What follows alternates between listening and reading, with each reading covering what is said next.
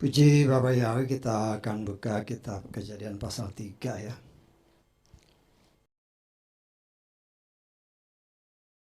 Kita baca ayat ke-4 dan 5. Itu saudara baca semua di rumah ya. Dari seluruh pasal Kejadian pasal 3, kita akan baca saja ayat ke-4 dan 5. Dan supaya bacaannya sama, kita baca sebagaimana yang tertulis di depan ya. Kita baca bersama 3, 4. Namun ular itu berkata kepada wanita itu, "Kamu sekali-kali tidak akan mati. Karena Elohim mengetahui bahwa pada saat kamu makan buah itu, matamu akan terbuka dan kamu akan menjadi seperti Elohim, yaitu mengetahui yang baik dan yang jahat." Amin. Silakan duduk. Puji Bapak Yahweh, kita mengucap syukur ya. Apa yang sudah kita baca merupakan bagian daripada pengajaran tentang orang pilihan Bapak Yahweh, yaitu saudara dan saya. Ya, saya mau meriwayat sedikit tentang apa yang sudah kita pelajari minggu lalu, di mana melalui firman yang sudah diberitakan, kita sudah mengetahui kenapa si setan, ular, atau dalam bahasa Ibrani nahas ya. Nahas itu artinya bercahaya ya. Jadi dia bercahaya ya, manusia juga waktu itu ya bercahaya. Sama-sama bercahaya. Dan kita tahu berdasarkan firman Tuhan yang Tuhan berkenan singkapkan, perintah pertama yang dikatakan oleh Bapa Yahweh kepada manusia setelah sekian lama, ya kita sudah berhitung dari kitab Keluaran, ya berdasarkan tafsiran yang Tuhan berikan. Karena saya percaya memang manusia itu jatuh ke dalam dosa pada hari ke-10. Ya, pada hari ke-10. Manusia diciptakan hari ke-6, hari ke-7, hari ke-8, hari ke-9, ya. Hari 6, 7, 8, 9, dan 10. 5. Alef, Bet, Gimel, Dalet, Hei dalam bahasa Ibrani. Hei ini berarti melihat ya. Behold, Tuhan melihat. Setelah 5 hari, 5.000 tahun, perintah Tuhan tidak dilaksanakan. Ingat, mereka tidak mandul. Ya. Dan saya juga menafsirkan bahwa mereka memang tidak melakukan hubungan suami istri. Ya, kita tafsirkan seperti itu. Kenapa saya berani tafsirkan gitu? Karena mereka nggak punya anak. Atau belum punya anak, berarti mereka kita tafsirkan tidak pernah bergaul. Sebagaimana suami istri. Ya. Nah, kita lihat di sini, ya. Itu jatuh pada hari ke-10. Karena itu di dalam kitab Keluaran pasal 12 sudah dijelaskan, siapkan domba pada hari ke-10. Itu bukan sesuatu yang asal ngomong. Jadi Tuhan sudah membuka rahasia bahwa pada hari ke-10 itulah manusia jatuh dalam dosa. Tapi kemudian dikatakan simpan sampai hari ke-14. Jarak waktu dari Adam jatuh dalam dosa sampai Yeshua itu 4.000 tahun. 4 hari. Setangkap. Karena itu pada hari ke-14 baru disembelih, Yeshua baru disalibkan. Bisa ditangkap ya. Ini kelanjutan dari minggu yang lalu. Karena kemarin itu saya hanya menyerangkan hari ke-10. Tapi hari ke-14, ya mungkin ada orang yang bertanya-tanya dalam hati, hari ke-14 itu gimana?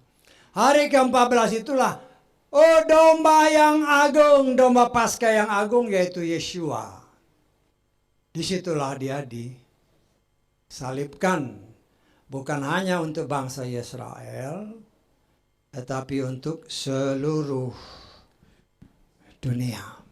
Ya, nah, kita melihat di sini, karena Tuhan mengizinkan setan si nakas itu masuk, ya kita kan boleh menafsirkan seperti yang sempat saya singgung waktu itu atau kita singgung waktu itu. Ya, bisa aja terjadi suatu komunikasi antara Tuhan dengan setan. Ya, sebagaimana yang dia lakukan di dalam kitab Ayub, kita kan sudah. Jadi kita bisa menafsirkan. Karena ada, saya senantiasa katakan, kita boleh menafsir asal ada ayat. Karena itu saya menafsir. Bisa aja setelah Tuhan, 5 kan, 5 itu, hey itu lihat. Setelah Tuhan melihat bahwa si manusia ini tidak melakukan perintahnya, ya bisa aja waktu itu dia kumpulkan malaikat dan juga ada setan. Ya mungkin dia di situ ngomong kan. Sudah 5 hari. Ini kok nggak punya anak. Padahal kan Tuhan berdasarkan ayat-ayat selanjutnya di dalam kitab Kejadian pasal 3. Seringkali kan Tuhan mengunjungi mereka kan. Kan nanti waktu mereka jatuh dalam dosa kan Tuhan datang kan. Artinya kita bisa tafsirkan Tuhan sering datang. Tetapi mungkin Tuhan juga nggak ngomong lagi karena dia satu kali bicara itu harus dilakukan. Tapi ternyata manusia tidak mau melakukannya. Sehingga setan diizinkan masuk. Ya. Ya bisa aja di situ setan ngomong waktu pertemuan itu kan. Ini tafsiran. Gimana kalau saya masuk situ? Saya cobain. Betul nggak? Karena setan tahu Tuhan mau dia punya anak. Jadi setan pun punya tujuan, dia kepengen punya anak. Ingat ya, seperti yang pernah dijelaskan. Setan itu adalah malaikat yang jatuh. Malaikat berdasarkan firman Tuhan, memang tersembunyi, tetapi kalau kita baca dengan hati-hati seperti yang pernah saya ungkapkan, baik di dalam kitab Kejadian maupun di dalam kitab Hakim-Hakim, ya, senantiasa ditunjukkan bahwa malaikat itu laki-laki. Jadi semua itu harus ada kaitan, ada hubungan. Saya tangkap, ya. Nah, disinilah kita berusaha untuk mengerti apa yang Tuhan mau buka. Laki-laki tanpa perempuan tidak mungkin bisa punya anak. Saya tangkap. Nah, itu tangkap itu baik-baik ya. Karena nanti ada kelanjutannya kalau Tuhan berkenan ya sampai ke sana. Nah, kemudian di sini kita lihat. Setelah setan masuk, nah ini suatu kesalahan daripada manusia khususnya Hawa. Ada tertulis, jangan beri celah, jangan beri kesempatan kepada setan. Nah, setan ini kan dikatakan oleh firman Tuhan dia itu licik. Dia cari jalan bagaimana bisa berkomunikasi dengan manusia. Ternyata dia berhasil. Dia pancing dengan kata-kata, ada respon. Saya tangkap. Respon ini itu celah. Karena itu ada tertulis dalam kitab Wahyu, jangan kita menyelidiki tentang setan sampai dalam-dalam. Tahu setan jahat ya udah. Saya tangkap. Ya, disinilah suatu celah yang diizinkan Tuhan. Ya, ketika Hawa merespon setan. Sudah ingat ya? Jadi berbicara Hawa berbicara juga gereja. Kita belajar jangan merespon apapun yang dari setan. Nah, bagaimana saya nggak pernah respon lah. Kadang-kadang kan lagi ngelamun, pikirannya kemana-mana kan, melayang-layang kan, betul nggak? Dah kalau pikiran yang positif ya oke, tapi kalau pikiran yang macam-macam, lah sudah, kau atau kita bisa memberi kesempatan, beri celah setan masuk. Ah, kalau setan dikasih masuk, ya udah. Setan itu ada tertulis, dia licik. Ya, kita lihat ya di dalam kitab Efesus ya. Efesus pasal ke-6 ayat ke berapa ya? 11. Kenakanlah selengkap senjata Elohim agar kamu mampu berdiri teguh terhadap apa? Cara-cara licik si setan. Ya. Hawa memberikan celah, Hawa memberikan kesempatan setan berkomunikasi dengan dia. Sayangnya berkali-kali saya katakan, kan tadi dikatakan selengkap senjata Elohim. Loh, senjatanya tidak lengkap, tapi ditambah dan dikurangi. Kita sudah belajar minggu lalu kan? Jadi nggak perlu saya ulang, yang penting sudah diberitahu. Apa yang ditambah, apa yang dikurangi. Firman Tuhan bilang, jangan tambah, jangan kurang. Ya, apa yang ditambah, tambah kelihatan. Kalau yang dikurang, saudara putar lagi yang rekaman minggu lalu. Nah, saudaraku yang dikasihi oleh Bapa Yahweh, karena celah, karena kesempatan, kemudian berusaha di counter dengan firman, loh tetapi tidak lengkap, sudah ditambah, sudah dikurangi, setan yang licik dia tahu. Nah, senjata yang tidak lengkap itu lemah. Gampang dibobol dengan cara licik si setan. Dan itulah yang terjadi. Ayat-ayat firman yang tadi kita katakan, ya. Matamu akan terbuka. Jadi setan udah tahu ini. Ya. Dikatakan dalam firman yang tadi kita baca, Elohim tahu bahwa pada saat kamu makan buah itu matamu terbuka. Jadi dia sudah cecer matanya. Bisa tangkap?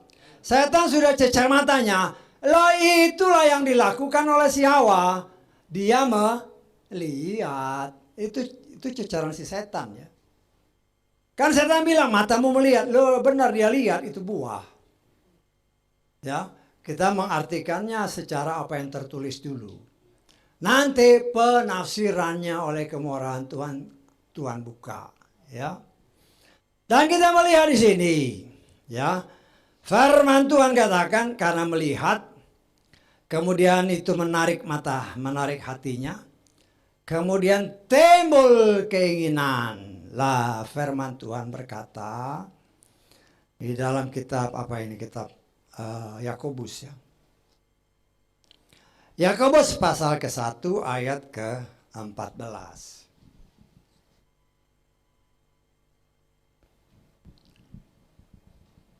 Ayat 14. Namun setiap orang dicobai karena diseret dan dipikat oleh keinginannya sendiri. Selanjutnya, keinginan yang telah mengandung itu melahirkan dosa. Dan dosa yang digenapkan itu melahirkan kematian. Karena melihat, timbul keinginan. Karena itu ada firman yang berkata, ya, matikanlah semua keinginan daging, keinginan mata, keangkuhan hidup. Ya. Karena kalau tiga-tiga ini muncul atau salah satu muncul, timbullah perbuatan yang dapat membawa kita masuk ke dalam dosa. Dan akibat dosa adalah maut ataupun kematian. Nah, perhatikan baik-baik. Setelah dia ambil, dia makan. Jadi yang pertama makan siapa? Hawa. Perhatikan itu ya, karena itu nanti ada hubungannya. Habis dia makan, baru suaminya. Jadi yang pertama Hawa, kemudian suaminya. Saudaraku yang dikasih oleh Bapa Yahweh. Nanti saudara baca semua Kejadian pasal 3 ya. Saya akan lengkap-lengkap dan bagaimana Tuhan supaya bisa terbuka. Setelah makan. Ingat ya. Waktu Adam dan Hawa belum makan buah ini. Mereka tidak tahu apa yang namanya jahat. Saya tangkap. Yang mereka tahu hanya yang baik, tidak tahu yang jahat. Kenapa? Karena mereka senantiasa makan firman, makan buah pohon kehidupan. Pohon kehidupan sudah dibuka, itulah firman. Itulah Yeshua. Karena dia makan itu terus, tidak pernah timbul dalam hati, dalam pikiran hal-hal yang jahat. Mereka nggak tahu yang jahat apa, nggak tahu, ya. Nah, begitu juga kita, kalau kita terus makan firman, yang jahat itu hilang lenyap. Kita tangkap, ya. Jadi apa yang kita baca ini, kemudian kita refleksikan ke diri kita, ya. Nah, kita melihat karena mereka melanggar, ya, apa yang Tuhan perintahkan dengan memakan buah berdasarkan ayat-ayat ini, matanya terbuka, baru tahu, oh ini toh yang jahat. Yang kalau yang baik kan dia udah tahu. Mereka senantiasa tahunya yang baik. Tetapi ketika sudah makan baru tahu, oh ini yang jahat. Artinya melanggar firman Tuhan. Baru mereka sadar bahwa apa? Mereka telanjang. Saya menafsirkan bukan saja telanjang dari pandangan jasmani, tetapi juga secara rohani. Karena itu ada tertulis. Nahas itu memang artinya cahaya. Manusia pun ketika dia belum jatuh dalam dosa, dia memancarkan kemuliaan Tuhan. Tetapi ketika mereka jatuh dalam dosa, kemuliaannya menjadi kurang, bukan hilang, kurang. Kita lihat di dalam Roma pasal ke-3 ayat 23.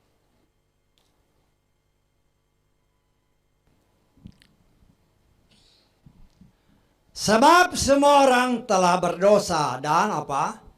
Kekurangan kemuliaan Elohim. Ya. Jadi setelah manusia jatuh dalam dosa, ya sudah hilang kemuliaannya. Sebagian daripada kemuliaannya hilang. Ya. Nah, kita melihat di sini, ya. Jadi mereka tahu, oh saya telanjang. Ya, karena kemuliaan Tuhan sebagian sudah meninggalkan mereka. Sudah kurang kemuliaannya. Ya. Nah, kita dilihat di sini baru mereka sadar mereka telanjang. Setelah mereka telanjang baru mereka berusaha. Kita lihat baca ayat 7 coba. Kejadian pasal 3 ayat 7.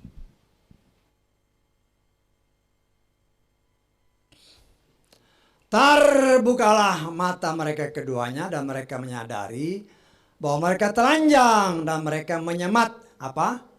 Daun pohon ara dan membuat cawat.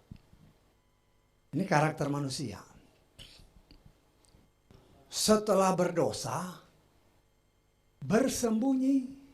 Nah, tidak mau mengaku dosa. Mau menutupi dosa mereka dengan caranya, bukan cara Tuhan ya, dengan caranya. Atas kemuliaan di sini, lo kenapa dengan apa namanya daun pohon ara?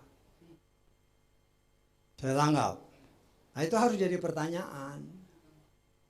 Bangsa Israel berdasarkan Yeremia pasal, nanti saudara baca Yeremia pasal 24 ya. Itu gambaran tentang bangsa Israel. Ya. Bangsa Israel digambarkan sebagai pohon ara. Bangsa Israel berdasarkan kitab Keluaran pasal 32 ayat ke-9. Keluaran 32 ayat 9. Berfirmanlah Yahweh kepada Moshe, aku telah melihat bangsa ini dan sungguh inilah bangsa yang apa? Tegar tengkuk. Tegar tengkuk. Ya. Apa sih arti tegar tengkuk? tegar tengkuk itu keras kepala dan tidak mau menurut. Hanya maunya melakukan kehendaknya sendiri. Inilah bangsa Israel. Inilah gambaran manusia ketika mereka setelah jatuh dalam dosa, jadi keras kepala dan tidak lagi mau menuruti apa yang Tuhan perintahkan. Kenapa? Karena ada sudah benih si setan ada di sana. Bisa tangkap, ya. Di sini kita belajar lebih dalam lagi, ya. Kita belajar lebih dalam. Kemudian ketika manusia ini tahu telanjang jadi ketakutan. Nah ini kan sifat manusia sampai sekarang kan. Kalau dosa terus merasa tertuduh. Betul nggak? Masa tertuduh. Tapi kita melihat di sini seperti yang berkali-kali saya katakan, walaupun mereka merasa takut karena dosa, tidak ada satu ayat pun yang menyatakan Adam dan Hawa menyesal kemudian mengakui dosa. Tidak ada ayatnya. Karena tidak ada penyesalan, tidak ada pemulihan. Kita sudah belajar tentang Roh Kudus kan. Bagaimana si Daud ketika dia berbuat dosa, hatinya langsung dak dik duk. Ada ketakutan karena dosa. Tetapi kemudian dia merendahkan diri dan minta ampun. Itu Daud. Tetapi Saul dan Salomo beda. Ya. Dan ketika dia merasa ketakutan, si Daud ini langsung minta ampun. Tetapi baik Saul maupun Salomo dan Adam dan Hawa, tidak ada kata-kata Tuhan saya menyesal, ampuni saya.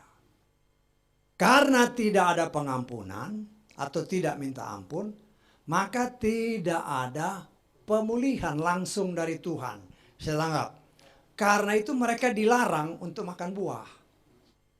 Karena yang boleh makan buah hanya orang yang sudah bertobat.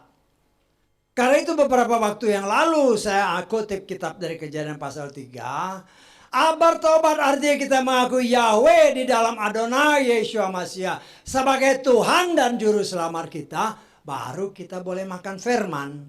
Firman itulah yang akan memproses kita kembali memperoleh kemuliaan yang sudah hilang karena dosa. Saya tanggap. Saudaraku yang dikasih oleh Adonai Yeshua Mashiach. Kemudian kita coba gali seperti yang sempat disinggung beberapa waktu yang lalu dalam khotbah-khotbah sebelumnya. Apa sih sebenarnya yang dilakukan? Ya. Apa sih sebenarnya yang dilakukan? Ya. Dari ayat-ayat firman Tuhan yang sempat kita baca, kita bahkan saya katakan kalau saya nggak salah dalam khotbah terakhir sebagai PR, ya, karena jelas tertulis, ya, mereka makan buah, betul nggak? Kalau kita boleh tafsirkan, dahulu itu berlaku mata ganti mata, gigi ganti gigi. Amin. Itu Torah. Kalau kita pakai itu, mereka makan buah. Kok yang dikutuk yang lain? Bisa ditangkap. Kemudian dari ayat-ayat firman Tuhan, ada tertulis. Kita coba kutip lagi ya. Ayat ke berapa nih? Ke 14-15 kita lihat. Kita coba gali firman Tuhan. Seberapa yang Tuhan mau buka, pasti Tuhan buka. Lalu Yahweh Elohim berfirman kepada ular itu, si nakas ini. Karena kau berbuat demikian, maka terkutuklah engkau. Lebih daripada segala binatang ternak dan lebih daripada setiap binatang buas di padang. Engkau akan menjala dengan perutmu dan engkau akan makan debu seumur hidupmu. Ya, aku akan mengadakan permusuhan antara engkau dengan wanita ini, antara keturunanmu dengan keturunannya. Dia akan meremukkan kepalamu dan engkau akan meremukkan temitnya. Loh, kita kan harus tanya Tuhan, kenapa makan buah? Kok yang dikutuk itu keturunannya? Keturunan itu berarti anak-anaknya kan? Itu pasti anak. Garisnya, loh kenapa begitu? Akan ada permusuhan antara keturunanmu dengan keturunan dari si perempuan itu. Ingat ya, dalam khotbah yang lalu sudah dijelaskan. Hawa itu statusnya istri Adam. Tangkap? Nah. Tetapi kita melihat berdasarkan apa yang tadi saya katakan, saya menafsirkan Adam dan Hawa selama 5.000 tahun, mereka tidak pernah melakukan hubungan suami istri. Saya tangkap. Ya terserah saudara mau percaya apa, enggak itu lain ya. Tapi saya menafsirkannya begitu. Kenapa? Kalau mereka melakukan hubungan suami istri selama 5.000 tahun pasti punya anak. Mereka itu tidak mandul ya. Mereka nggak mandul. Tetapi karena itulah, karena ya hidup dengan damai, semua damai, tidak terpikir untuk hal itu. Mereka tidak menyadari mereka sudah melanggar, memberontak terhadap kehendak Tuhan. Itulah akibatnya mereka diizinkan, dicobai oleh setan. Setan tahu bahwa ada perintah Tuhan yang dilanggar oleh manusia, yaitu apa? Tidak mau punya anak. Nah, setan coba-coba. Ya, kan dikatakan firman yang pernah kita baca juga, ya. Kalau kita lihat di dalam ayat 16 coba. Kepada wanita itu dia berfirman, aku akan sangat memperbanyak penderitaanmu. Ini agak terjemahannya agak kurang ya. Aku akan sangat memperbanyak penderitaanmu dan kehamilanmu. Nah, ini enggak benar. Terjemahan saya, saudara lihat ini ya. Terjemahan ini saya baca terjemahan Lukas. Aku akan memperbanyak penderitaanmu dalam kehamilan. Kalau ini kan beda kan? Di sini dalam kehamilanmu, dalam kesakitan yang hebat, engkau akan melahirkan anak-anak. Tetapi engkau akan tetap birahi kepada suamimu dan akan berkuasa atasmu. Loh, kenapa kau makan buah? Kok peranakan yang dikutuk? Kemudian sempat disinggung tadi tentang keturunan. Bisa ditangkap. Karena itu beberapa waktu yang lalu senantiasa saya tekankan. Malaikat itu gendernya laki-laki. Nah, kita kan harus menghubungkan satu dengan yang lainnya. Dan itu harus tidak boleh bertentangan. Nah, Yeshua memberikan, kan dia bilang, aku menggenapi firman Tuhan dan bukan meniadakannya. Nah, kita lihat contoh yang Tuhan berikan. Ya, di dalam kitab Matius pasal 13. Kita baca ayat 24 dan 25. Dia memaparkan sebuah perumpamaan yang lain kepada mereka sambil mengatakan, kerajaan sorga diumpamakan dengan seorang yang menabur benih yang baik di ladangnya. Namun, sementara orang-orang itu tidur, datanglah musuhnya dan menaburkan benih lalang di tengah-tengah gandum itu dan dia pergi. Dan ketika tunas bertumbuh dan menghasilkan buah, lalu tampaklah juga lalang itu. Saya mau menjelaskan sedikit kepada saudara. Dalam beberapa bahasa, khususnya bahasa Inggris ya. Sesuatu yang besar, dunia, itu biasanya dikategorikan sebagai feminim. Umpamanya negara, itu pasti feminim, gendernya dianggap perempuan. Saya tahu nggak maksud saya nggak? Umpamanya Indonesia, dia tidak mengatakan kalau umpamanya diganti kata Indonesianya, dia tidak mengatakan he, tetapi dia pakai she. Saya tahu nggak maksud saya? Kalau kapal terbang itu juga pakai gendernya perempuan. Bumi juga gendernya perempuan, semua yang besar biasanya perempuan. Kayak Indonesia, Ibu Pertiwi, bukan Bapak Pertiwi. Bisa tangkap maksud saya? Jadi gendernya senantiasa disinonimkan dengan perempuan. Saya tangkap. Bumi ini disinonimkan dengan wanita. Bani dari laki-laki ditaburkan ke tanah. Tanah ini perempuan. Saya tangkap maksud saya? Lah itu yang tadi saya katakan, ya. Bumi ini dunia. Setan atau Tuhan menaburkan benih-benih gandum.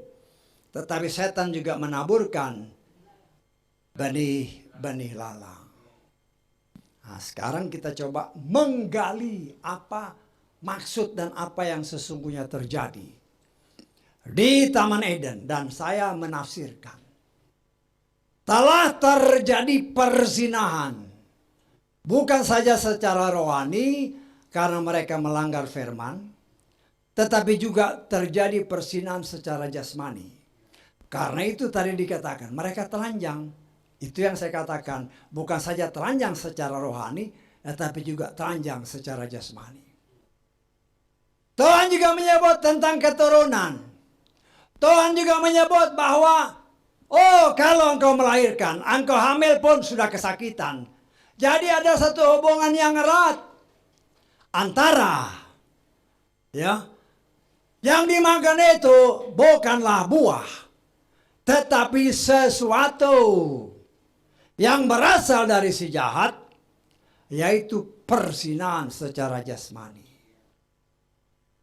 Sehingga mengakibatkan Hawa hamil. Ya karena masih mikir kan. Ya. Hawa itu mengandung dalam kandungannya 2 anak. Ya. 2 anak dalam satu rahim. Mana ayatnya kan gitu kan. Ya kita lihat ya, kita nih coba gali. Ya. Kita lihat di dalam Kejadian pasal 3 ayat 20. Karena tanah itu dianggap kita tafsirkan sebagai perempuan, benih itu ditaburkan kepada perempuan. Nah, perhatikan baik-baik ayat ini. Adam menyebut istrinya dengan Hawa. Kenapa? Karena dialah yang menjadi ibu semua yang hidup. Jadi apa maksudnya? Tidak ada satu ayat pun dalam kitab Kejadian, bahkan di seluruh Kejadian sampai Wahyu, yang menyatakan Adam itu bapak dari semua yang hidup. Bisa tahu nggak maksud saya? Tetapi yang ada, Hawa itu ibu dari semua yang hidup. Artinya apa? Di dalam Hawa itu ada benih. Tadi yang pertama bergaul siapa? Adam. Si setan sama Hawa. Loh, anak yang pertama siapa? Kain. Di dalam daftar keturunan, Kain itu tidak ada dalam daftar keturunan Adam. Saya tangkap. Ya. Dan orang memang kadang-kadang, wah nggak mungkin. Ya itu silakan. Karena ada tertulis, ada benih Tuhan dan ada benih setan. Ada anak Tuhan. Ya, kita lihat Lukas pasal 3 ayat ke 23.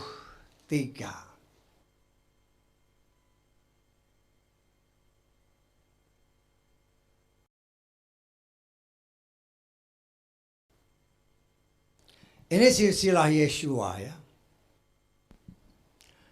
Yesua ayat 23, kita baca ayat terakhir. Nanti saudara baca semua ya, dari ayat 23 ini. Ini sisa Yesua. Tapi kita baca ayat 38 aja. Anak Enos, anak Set, anak Adam, anak siapa? Anak Elohim, anak Tuhan. Loh, ini bukan main-main. Ini benar, ini firman. Yesua berkata kepada orang-orang yang berkomunikasi dengan dia.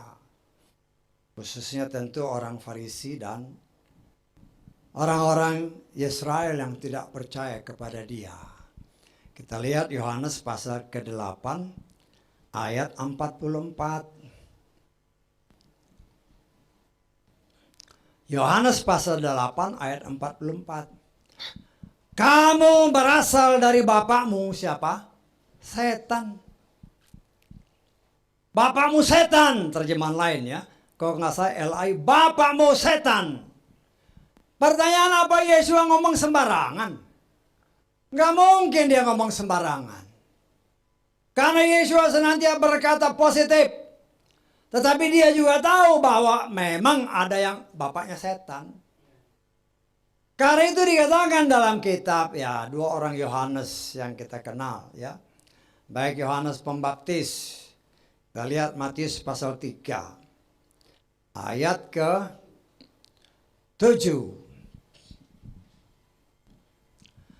Setelah melihat banyak orang Farisi dan Saduki yang datang pada baptisannya, dia berkata kepada mereka, "Hai keturunan ular biludak."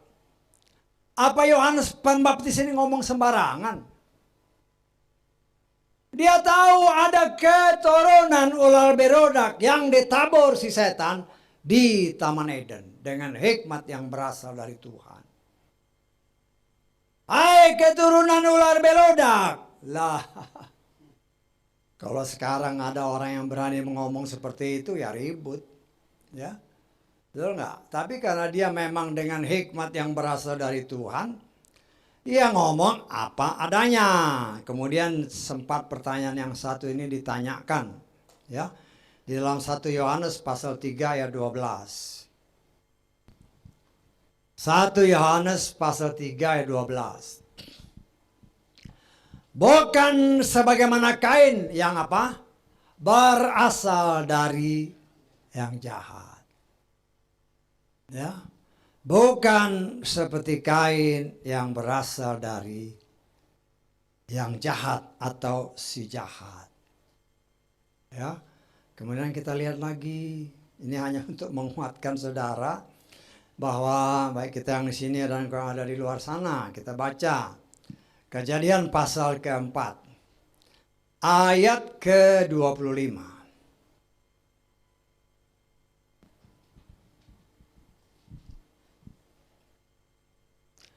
Adam bersetubuh lagi dengan istrinya dan wanita itu melahirkan seorang anak laki-laki dan dia menamainya Set. Nah, perhatikan ayat selanjutnya. Karena Elohim telah menentukan bagiku benih yang lain sebagai ganti Habel. Berarti Kain itu bukan benih dia. Bisa tanggap nggak? Benih yang lain sebagai ganti Habel. Karena Kain telah membunuh si Habel. Saudara, ini kadang-kadang susah diterima ya. Tapi kalau saudara baca benar-benar, benih yang lain sebagai ganti Habel. Loh, kenapa dia nggak bilang Kain? Karena dia tahu Kain itu bukan anak dia. Saya nggak. Walaupun di dalam Kejadian pasal 4 banyak orang yang boleh saya katakan terkecoh. Kalau saudara baca Kejadian pasal 4 ayat 1 dan seterusnya, Adam bersetubuh, kemudian lahirlah Kain. Nah, kita baca aja ya. Pasal keempat ayat 1. Adam bersetubuh dengan Hawa istrinya yang mengandunglah dia lalu melahirkan Kain. Dan berkatalah dia, aku telah memperoleh seorang pria dari Yahweh. Kemudian, dan dia menambah dengan melahirkan adik kakinya. Saya menafsirkan dia kembar. Kain dan Habel itu kembar. Dalam terjemahan lain, dia melahirkan Kain, kemudian lahirlah Habel. Jadi dia kembar karena memang persetubuhan terjadi pada saat yang hampir bersamaan. Dan pembuktian terjadi bahkan dalam zaman modern kita ini. Saya pernah kejadian waktu itu, pernah tahun 19 berapa saya lupa, tapi tahun kemarin, tahun 20 atau tahun 21. Saya pernah menyingkapkan, tapi mungkin saudara lupa. Di Cina, ada seorang ibu melahirkan 2 anak kembar. Anaknya kembar. Tetapi si suami ini ngelihat, anak ini kembar.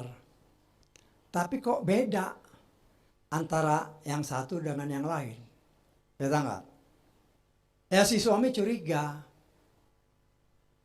Dia bawalah, kalau saya nggak salah ada satu peraturan di sana, kalau mau membuat akte kelahiran, maka harus dicek DNA-nya.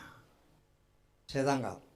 Nah, dibawalah DNA atau darah anak 2 ini, dicek apakah benar bapaknya ini. Hasil pengecekan menyatakan anak ini memang kembar dari satu ibu, tapi bapaknya beda. Ya diinterogasilah istrinya. Nah, istrinya ngaku. Memang setelah malam pertama dia dengan suaminya, kemudian dia pergi kepada pacarnya. Mereka melakukan hubungan yang seharusnya tidak boleh mereka lakukan. Dan itulah yang terjadi. Ini hanya untuk membuktikan bagi kita yang hidup pada zaman sekarang, bahwa apa yang terjadi di Taman Eden itu ya seperti itu. Karena itu kalau kita teliti baik-baik di dalam Kejadian pasal 4 ini, ya, kita lihat di dalam pasal 4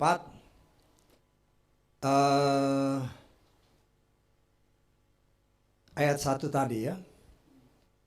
Adam bersekutu dengan Hawa, istrinya mengandungnya, dan lalu melahirkan Kain dan berkata Lia. Istrinya berkata nih, siapa? Si Hawa.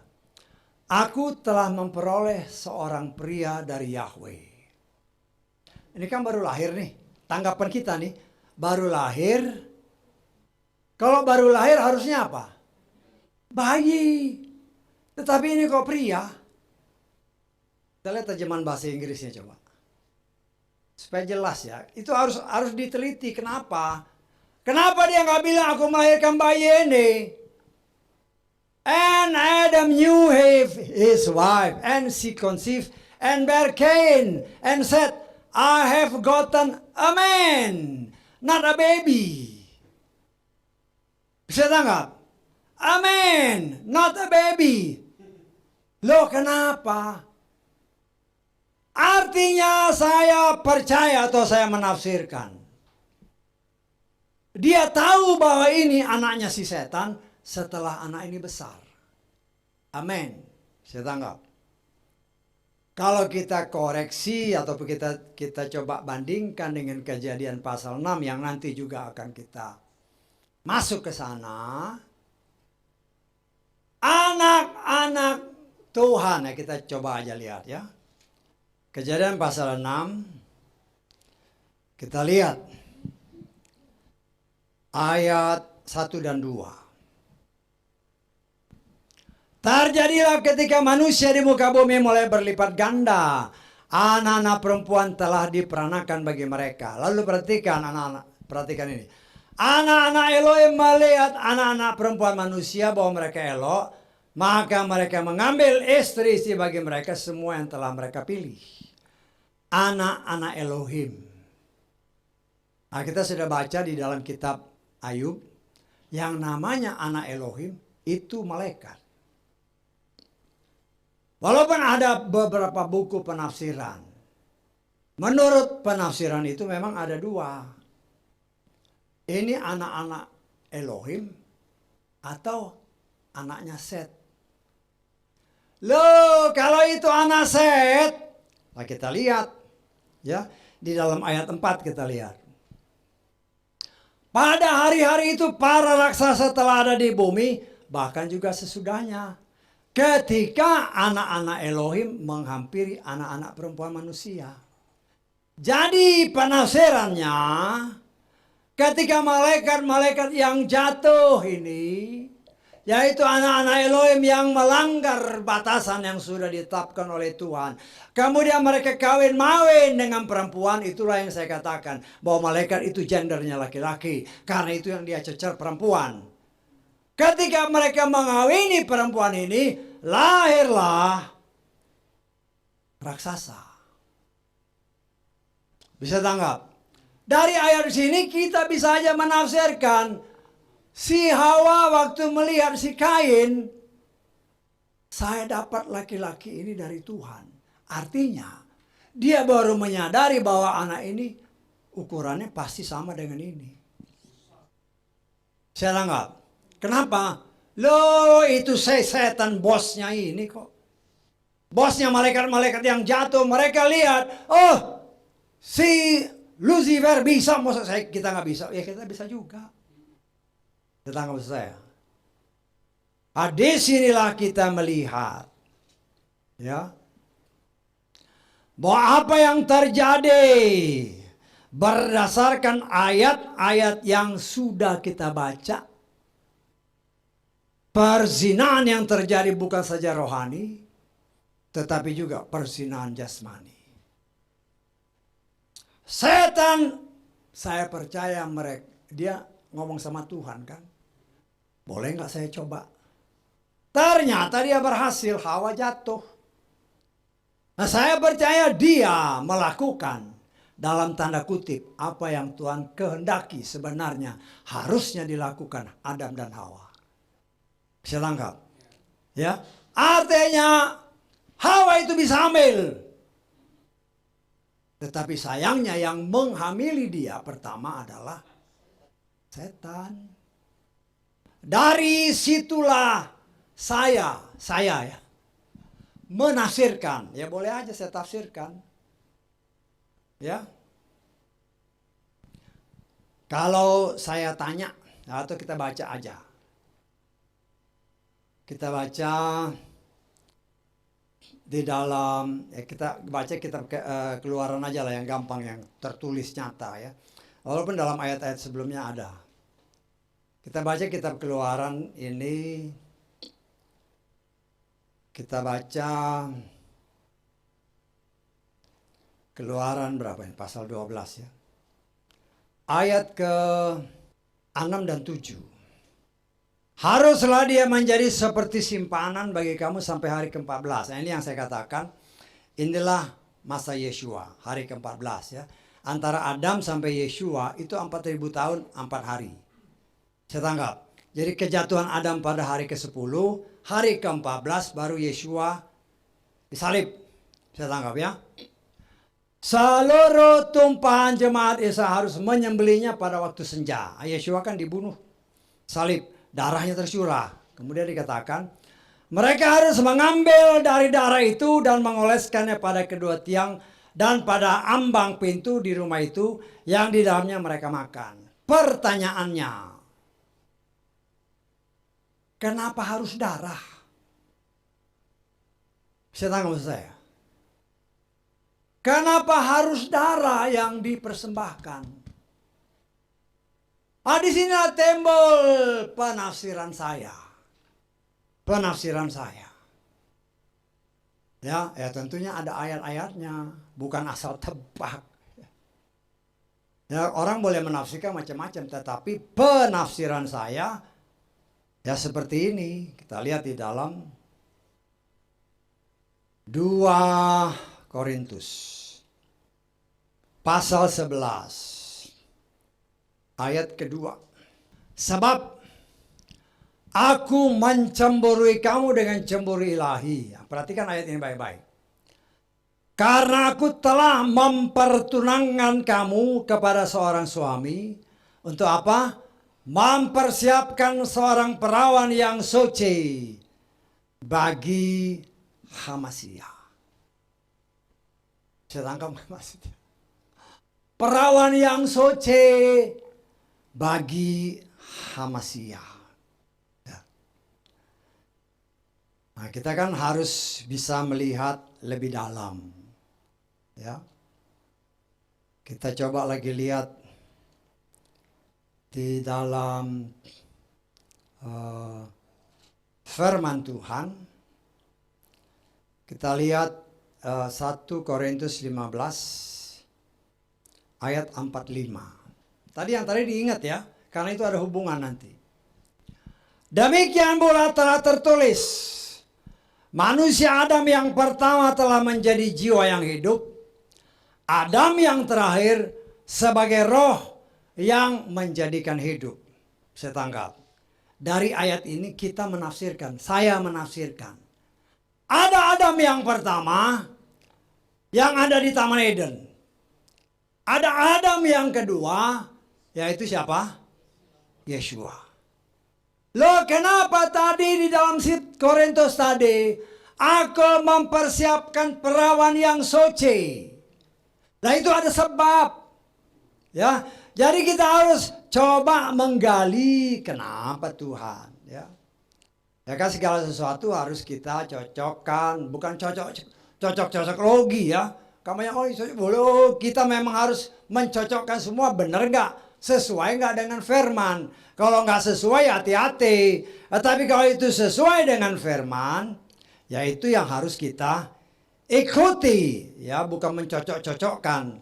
Ya, kita lihat di dalam Imamat pasal 21. Ini perintah Bapak Yahweh kepada para imam. Ya, kita baca Imamat 21 ayat ke 13. Dia atau imam, ya, haruslah mengambil seorang istri dalam apa? Keperawanannya. Artinya seorang imam harus memperistri seorang perawan. Saya tanggap. Nah, ini apa kaitannya dengan darah tadi? Adam seharusnya menjadi suami yang memperoleh perawannya Hawa. Saya tanggap. Tetapi setan telah mendahului Adam. Sehingga darah yang seharusnya keluar untuk Adam, tetapi sudah didahului sama si setan. Darah yang kudus itu harus dipersembahkan kepada Adam yang pertama, tetapi kecolongan. Karena itu saya menafsirkan, untuk penebusan segala sesuatu ada sebab, ada akibat. Untuk penebusan, Tuhan yang saya tafsirkan menghendaki harus bayar dengan darah. Saya tanggap. Harus bayar dengan darah. Karena darah itu sudah dicolong oleh setan. Karena Hawa tidak mempersenjatai dirinya dengan firman seutuhnya, sehingga dia tertipu. Memang kalau saudara baca dari kitab Kejadian sampai kitab Wahyu, tidak pernah disebut kenapa harus darah. Nah, itu bagi saya bertanya terus sama Tuhan. Saya tanya memang. Saya tanya, kamu yang saya dapatkan ayat dalam 2 Korintus tadi. Kata Paulus, aku mempersiapkan kamu sebagai perawan bagi Sang Juru Selamat. Loh, kenapa? Artinya Tuhan mau kasih ingat bahwa perawan yang harusnya diberikan kepada Adam yang pertama itu sudah dicolong oleh si setan. Karena itu harus dibayar dengan darah. Dan darah juga berbicara tentang apa? Secara jasmani ya darah itu, darah perawan. Tetapi secara rohani, darah adalah juga jiwa. Jiwa ini yang telah dirampas sebagian oleh setan. Ini yang sedang dikembalikan Tuhan. Sebagaimana yang seringkali disingkapkan dalam Yakobus 1 ayat 21. Coba kita lihat. Yakobus 1 ayat 21. Sebab itu dengan menyingkirkan segala kotoran dan banyaknya kejahatan, terimalah dengan kelemah lembutan firman yang ditanam, yang dapat apa? Menyelamatkan jiwamu. Ini arti secara rohani. Ya. Secara jasmani, jiwa itu memang darah. Darah yang telah dirampas oleh si setan harus dibayar kembali. Ada sebab, ada akibat. Saya tangkap.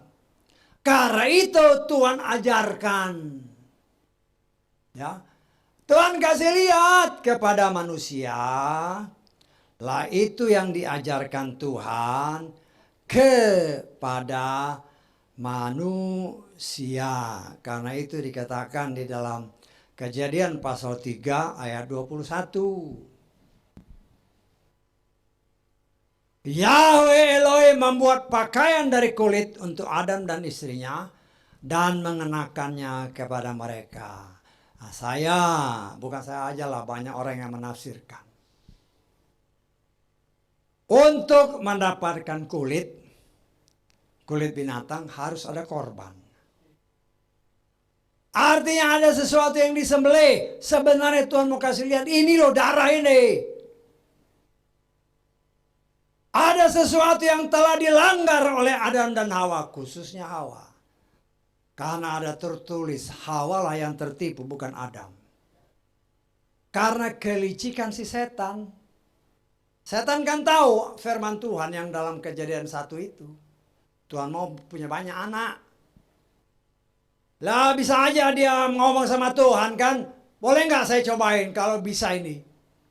Ternyata dia berhasil karena Hawa tidak mempersenjatai diri dengan benar.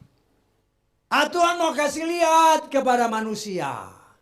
Karena engkau berbuat yang tidak benar. Sehingga sekarang kelihatan ketelanjanganmu.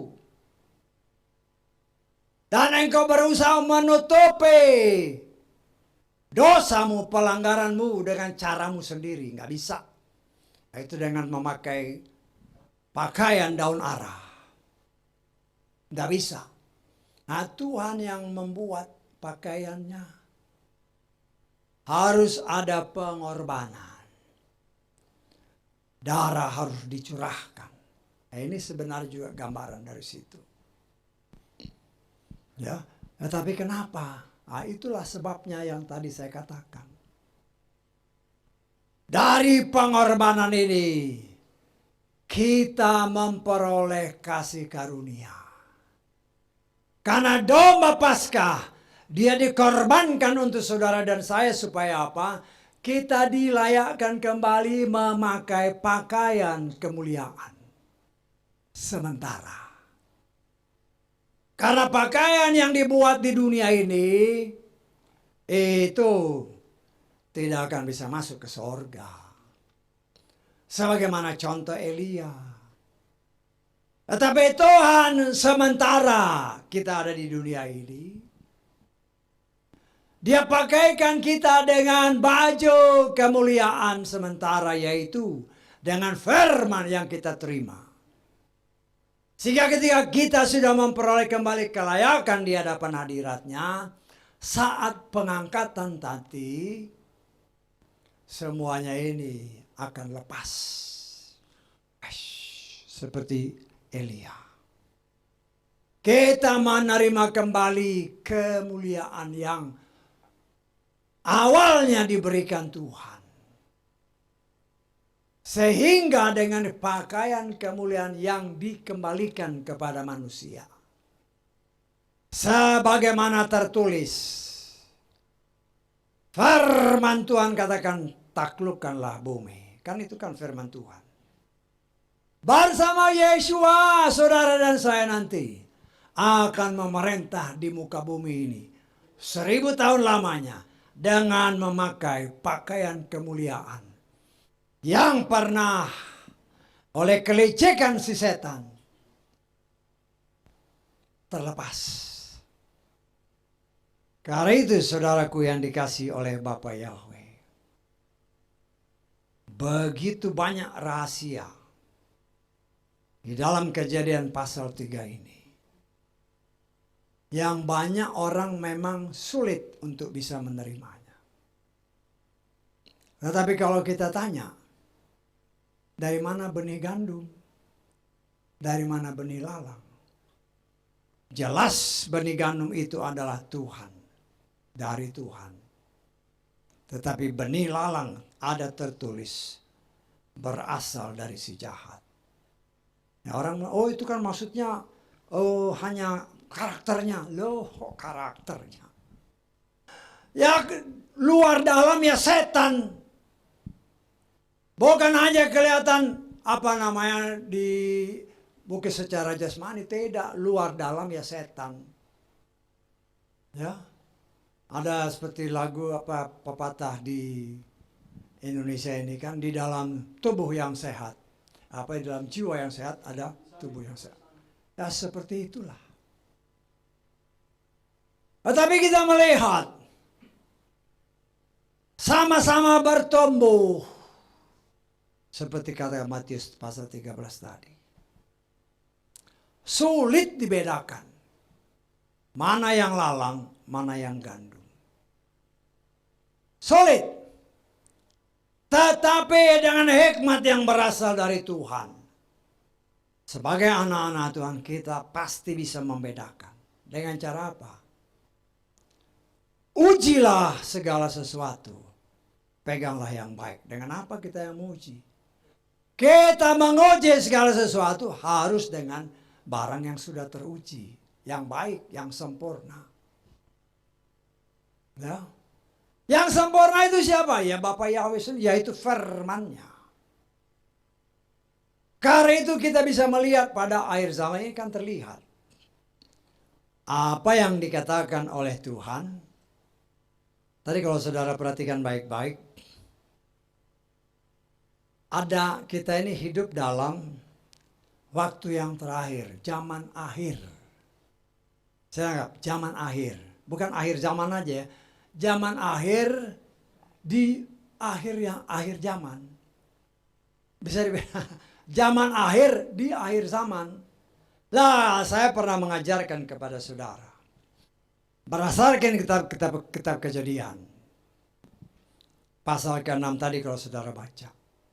Bapa Yahweh berbicara. Rohku tidak selamanya tinggal di dalam manusia. Tetapi hanya 120 tahun saja. Saya tafsirkan. 120 tahun itu adalah 120 tahun Yobel. 120 tahun Yobel. Satu Yobel itu 50 tahun biasa. 120 tahun dikali 50. 6.000 tahun. Artinya umur atau roh Bapa Yahweh ada di dalam manusia. Sejak manusia jatuh sampai akhir itu 6.000 tahun. Nah, sekarang kan tanggalan Yahudi 5.000 berapa? 783. Saya dan banyak pelayan-pelayan Tuhan juga yang coba untuk membagi zaman Bapa, zaman Anak, zaman Roh Kudus. Ya. Zaman Bapa dari Adam sampai Abraham 2000 tahun. Persis 2000 tahun. Dari Abraham sampai Yesua 2000 tahun. Itu yang saya katakan tadi, 4 hari 4.000 dari Adam sampai Yesua itu 4.000, 4 hari. Kemudian dari Yesua sampai kita itu 2000 tahun. Zaman Bapa, zaman Anak, zaman Roh Kudus. Itu sudah dibuka ya, nanti kita akan belajar juga hal itu. Tetapi banyak orang yang tidak memperhatikan. Ya. Ketika Nuh kapalnya sudah kembali mendarat. Ya, setelah air bah sudah kering, dia mau ngecek. dia lepaskan burung gagak. Set. Tapi kalau dalam terjemahan kita ini,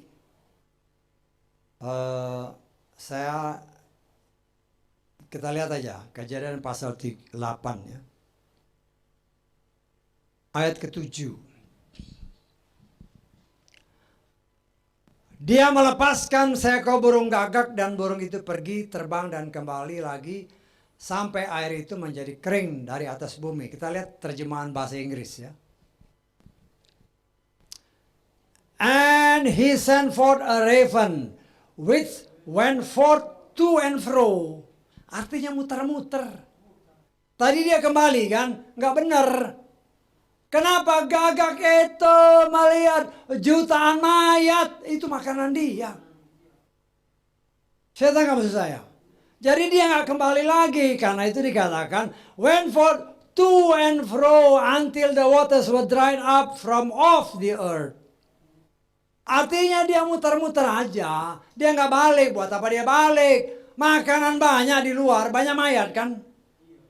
Jadi terjemahan kita ini kurang tepat. Atau kalau saya boleh katakan salah. Dia nggak kembali. Karena burung gagak makanannya mayat. Saya tahu nggak maksud saya? Itu yang saya katakan tadi. Observe. Cek benar-benar. Nah, kemudian kita lihat di dalam ayat ke-8-nya. Bahasa Indonesia aja. Dia juga melepaskan darinya burung merpati untuk melihat apakah air itu telah berkurang dari permukaan bumi. Perhatikan. Tetapi burung itu tidak mendapatkan tempat bagi tumpuan kakinya sehingga dia pulang kembali kepadanya ke dalam bahtera. Burung merpati itu makanannya bukan mayat. Karena itu dia pergi seputar-putar. Belum ada yang ada cuma mayat doang. Dia balik lagi dia. Tetangga, nanti kita lihat artinya. Kemudian kita lihat lengkap ke ayat 10. Dia menunggu 7 hari lagi, si Nuh ya. Nuh menunggu 7 hari lagi. Di sini dia bilang dan dia ya. Kalau dalam terjemahan saya sini, Nuh menunggu 7 hari lagi, lain kan? Kalau di sini kan dia bilang dan dia menunggu. Dia itu siapa? Nah, di sini dalam terjemahan Lukas, Nuh menunggu 7 hari lagi. Ya. Dia tunggu 7 hari, kemudian dia melepaskan burung merpati itu dari bahtera. Burung merpati itu pulang kembali kepada waktu senja, tanpa apa? Sehelai daun zaitun. Artinya sudah ada kehidupan. Tetapi makanannya belum cukup. Dia balik lagi. Saya tangkap. Nah, kemudian kita lengkap ayat ke-12. Dia masih menunggu 7 hari lagi, lalu ia melepaskan burung merpati, tetapi apa? Dia tidak kembali lagi. Artinya udah banyak makanan. Penafsirannya, saya nih. Zaman Bapak, zaman anak, zaman Roh Kudus. Roh Kudus pada zaman Bapa hanya dicurahkan untuk orang-orang tertentu. Seperti Abraham, seperti Nuh, belum semua. Tetapi zaman anak dari mulai Abraham sampai Yesua, banyak nabi-nabi yang sudah mendapatkan curahan Roh Kudus. Saya tanggap. Zaman Roh Kudus, zaman saudara dan saya. Zaman sejak Yesua dimunculkan. 2000 tahun ada tertulis Roh Kudus dicurahkan. Semua orang, termasuk saudara dan saya. Kenapa? Karena pada zaman akhir ini Tuhan sedang mempersiapkan umatnya untuk kembali disempurnakan oleh firman. Karena itu kita butuh Roh Kudus. Roh Kudus itulah yang mengajar saudara dan saya, yang mengingatkan saudara dan saya akan firman. Tanpa firman gak bisa. Kalau zaman Bapak itu banyak nabi-nabi, ya hanya nabi-nabi aja yang tahu. Hanya nabi-nabi yang tahu firman. Hanya mungkin raja-raja yang tahu membaca Torah, dia tahu firman. Yang lain gak tahu. Karena firman itu adalah roh itu sendiri. Saya tangkap. Adalah masa pemulihan. Zaman akhir pada akhir zaman. Ya saudara dan saya ini. Tuhan bekerja dengan sangat luar biasa. Karena dia mengingatkan saudara dan saya. Bahwa pada waktu-waktu seperti ini. Ya, kita lihat ya. Dalam 1 Yohanes pasal kedua. Ayat 18 dan 19. Hai anak-anak kecil, inilah waktu yang terakhir. Ya, waktu yang terakhir, akhir zaman. Ini akhir zaman nih, zaman akhir. Sejak Yesua sampai sekarang ini zaman akhir. 2000 tahun terakhir. Seperti yang telah kamu dengar bahwa anti Hamasya akan datang. Sekarang bahkan banyak anti Hamasya. Ini 2000 tahun yang lalu loh. Dia katakan sudah banyak anti Hamasya. Banyak yang tidak percaya Yesua. Bahkan mereka menyalibkan dia. Kemudian dikatakan dari itu kita tahu bahwa ini adalah waktu yang terakhir. Nah, perhatikan ayat selanjutnya. Mereka telah muncul dari mana? Dari antara kita. Tetapi mereka bukanlah berasal dari kita. Sebab jika mereka berasal dari kita, mereka akan tetap tinggal bersama kita. Sebaliknya, supaya mereka dapat dinyatakan bahwa mereka semua bukanlah berasal dari kita. Mereka itu seperti gandum dalalang. Kelihatannya tumbuh sama-sama, tetapi pada akhirnya kita lihat dia tidak mengeluarkan bulir untuk kemuliaan Bapa Yahweh. Begitu banyak pelayan-pelayan Tuhan yang luar biasa. Bahkan sudah menerima Bapa Yahweh dalam Adonai Yeshua Masya sebagai Tuhan dan Juru Selamatnya. Yang pada awalnya, Torah, kita kembali kepada Torah, kita kembali kepada Torah. Begitu muncul buku-buku baru yang jelas-jelas bertentangan dengan Torah. Torahnya disingkirkan. Ini buku yang baru dimunculkan. Begitu mudahnya. Inilah anti Hamasya. Kalau khotbah, oke, kita buka buku ini. Kitab suci yang disingkirkan. Buku itu yang dibuka. Dan akal si setan yang dibaca itu yang seolah-olah tidak bertentangan dengan Torah. Loh, di dalam itu banyak racun tidak kau kasih lihat. Hanya untuk menyembunyikan, lah itulah pakai cawat itu. Pembosokan. Dan itu terjadi dan kita suka dengar, kita bisa lihat. Dan mereka apa? Tidak pernah mau membuka. Hanya menutup-nutupi dengan kebenaran yang seolah-olah benar. Padahal itu kebenaran mereka sendiri. Banyak sekali. Yesus berkata, aku datang untuk menggenapi Torah. Itu kan. Baru-baru ini kan. Ya memang salah satu hari raya Yahudi. Tahun perdamaian. Wah, hebat. Benar itu, amin. Tapi kita harus ingat, banyak orang Yahudi belum menerima Yeshua sebagai Tuhan dan Juru Selamat. Paling sedikit nih di tempat ini. Ya, sekarang ada Sabat, ada hari Minggu kan. Betul nggak? Paling sedikit kan 2 kali seminggu.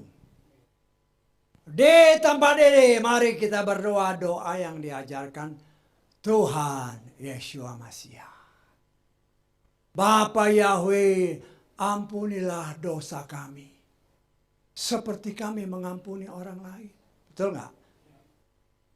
Artinya setiap hari. Kan selanjutnya doa ini berkata kan. Ada firman yang menyatakan doa itu dilanjutkan. Berikanlah kami pada hari ini makanan kami yang secukupnya. Betul nggak? Artinya setiap hari kita berdoa, ampunilah kami, ampunilah kami. Jangan nunggu 1 tahun baru minta ampun. Betul nggak? Tapi itu orang yang sudah mengenal Masiah. Saya tidak akan menyalahkan orang Yahudi karena mereka belum terima Yeshua. Sebagian besar. Kok kita ikut-ikut, ayo hari ini tahun kita pendamaian, harus berdamai. Kok harus nunggu setahun? Betul nggak?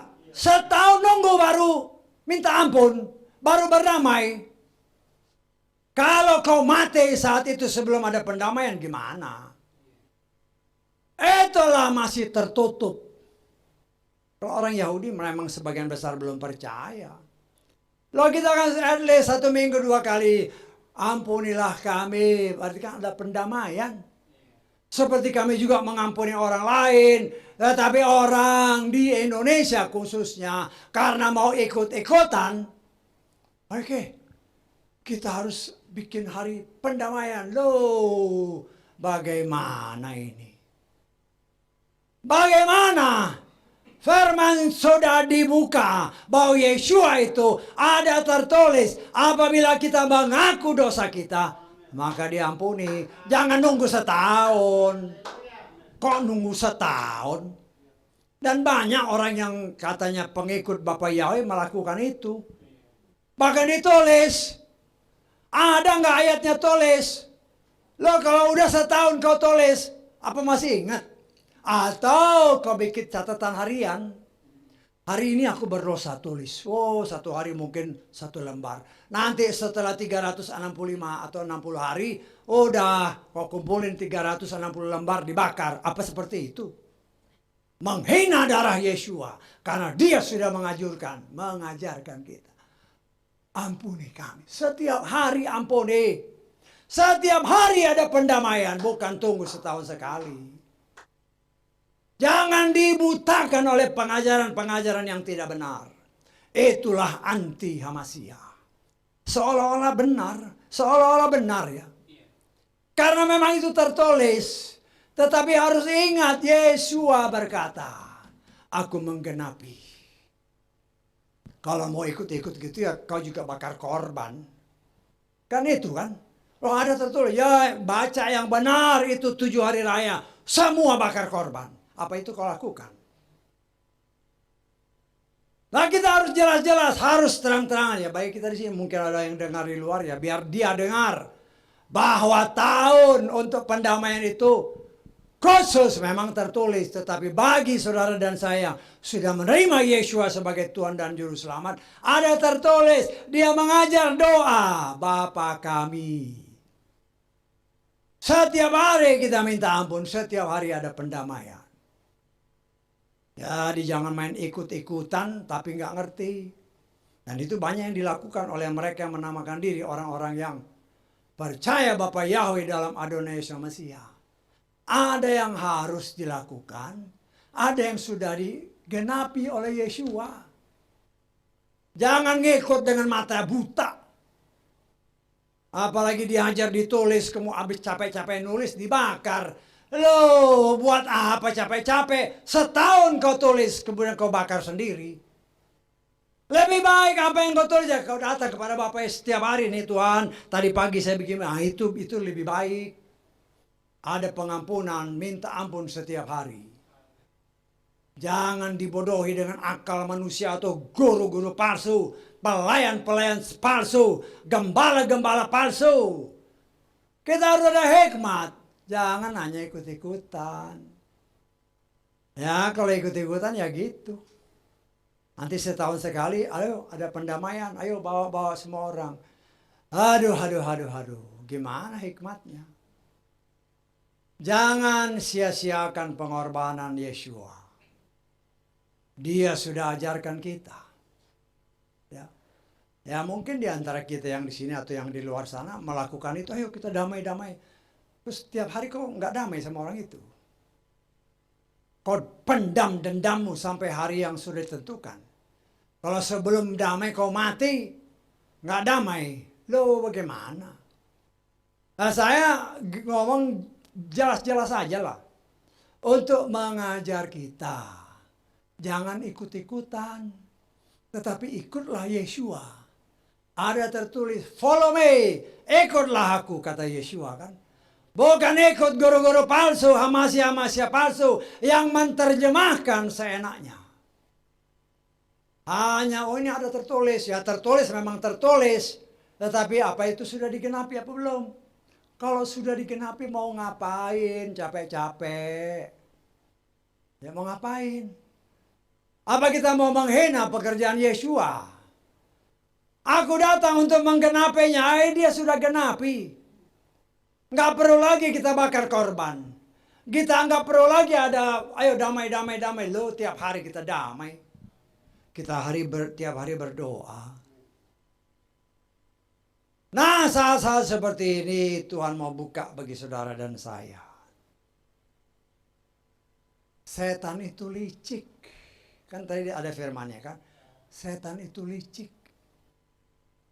Pakailah perlengkapan senjata Elohim yang komplit. Supaya nggak ketipu. Loh tapi ini ya setan itu menyaru jadi gembala-gembala. Kan ada tertulis. Setan itu juga apa? Menyaru sebagai malaikat terang. Ya. Jadi jangan hanya asal ikut-ikutan. Tapi dikoreksi ini benar nggak? Kalau benar silakan. Kalau nggak benar ya mau ngapain capek-capek. Kita lihat. 2 Korintus pasal ke-11 ayat ke-14. Dan tidak heran karena setan sendiri pun menyamar sebagai apa? Malaikat terang. Jadi pada akhir zaman ini sebagaimana yang tertulis, anti Hamasyah memang bermunculan. Dari mana? Dari dalam sendiri. Dari dalam sendiri. Bagaimana kita tahu ini lalang atau gandum? Cek. Menghasilkan bulir apa enggak?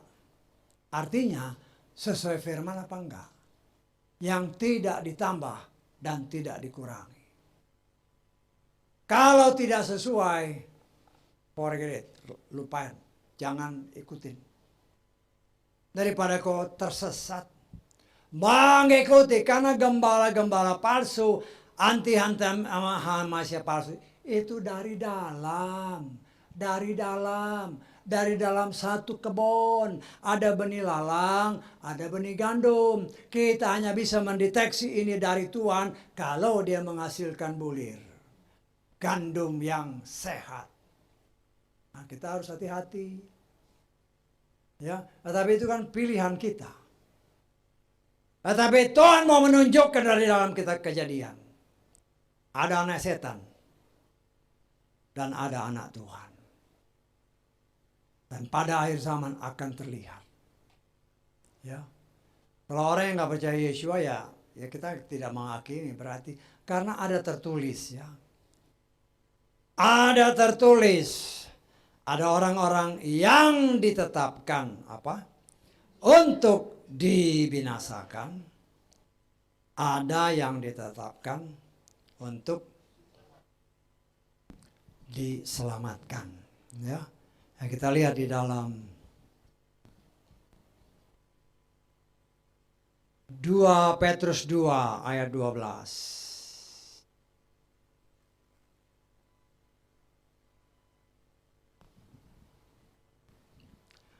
Namun mereka ini bagaikan hewan liar yang tak berakal, yang dilahirkan sebagai tangkapan dan tumpasan, yang di dalamnya mereka tidak menyadari bahwa mereka bahwa ketika menghujat mereka akan dihancurkan dan kebinasaan mereka dalam kebinasaan.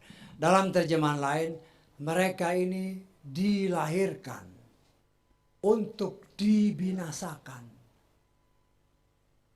Anak-anak setan dia lahir, tetapi namanya anak setan tidak akan pernah bisa terima firman yang murni. Ya, itulah kebaikan Tuhan. Yang nggak bisa terima firman, ya iman yang nggak bertambah, ya ditetapkan untuk dihancurkan. Karena itu kita sebagai anak-anak Tuhan, saudara dan saya ditetapkan untuk memperoleh kasih karunia dan keselamatan yang berasal dari Bapa Yahweh. Tetapi semua itu, ya, bukan tergantung lagi dari Tuhan. Tetapi itu bagaimana sikap kita, ya. Bagaimana respon kita untuk kita dapat memperoleh keselamatan. Satu ayat terakhir, 1 Tesalonika pasal keempat, ayat ke-7 dan 8. Sebab Elohim tidak memanggil kita dasar kecemaran, melainkan ke dalam kekudusan. Akibatnya dia yang menolak tidaklah menolak manusia, tetapi menolak Elohim yang juga telah memberikan Roh Kudusnya kepada kita. Kita lihat ya, atas saya baca terjemahan Lukas ayat 7 mulai ya. Sebab Elohim memanggil kita bukan untuk kecemaran, tetapi ke dalam kekudusan. Karena itu siapa yang menolak hal ini bukanlah menolak manusia, melainkan menolak Elohim yang juga telah memberikan Roh Kudusnya kepada kita. Nah, kita sudah diberikan Roh Kudus. Bukan saja memampukan kita mengertinya, mengerti firman Tuhan dengan benar, tetapi mengajarkan kita untuk kita bisa melakukannya dengan benar. Dia beri Roh Kudus pada zaman akhir tadi dalam yang dilakukan oleh Nuh. Dicurahkan bagi saudara dan saya. Kenapa? Karena dia mau kita selamat.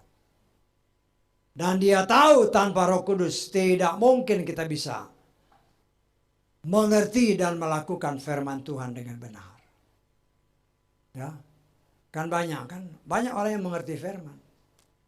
Tetapi karena tidak ada Roh Kudus, mereka tidak melakukannya dengan benar. Ya. Akan kita lihat kan. Sudah jelas-jelas ya seperti yang perumpamaan tadi yang saya katakan tadi. Nggak ada ayatnya tulis dalam kertas kemudian dibakar. Nggak ada ayatnya. Itu kan hikmat sendiri. Nah, jangan ikut-ikutan. Ya. Mungkin saudara punya keluarga, ayo kita ikut ada pendamaian, tulis dosamu. Lah, udah setahun mana bisa ingat. Jangan dibodohi, kelihatannya bagus. Tuhan atau setan mau kasih lihat, ini kamu dosa. Lo setiap hari kita doa, mungkin doa Bapa kami, ampunilah kami, seperti kami juga mengampuni dosa orang lain. Nah itu kan doa yang diajarkan Yeshua. Jangan lupa. Ya.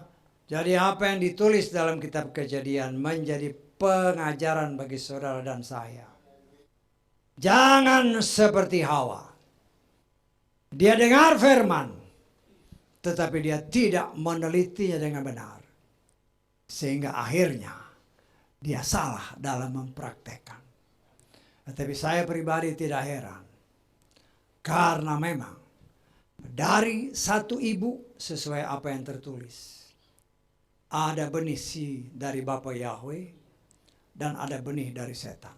Dan saya percaya Tuhan izinkan itu terjadi. Kenapa?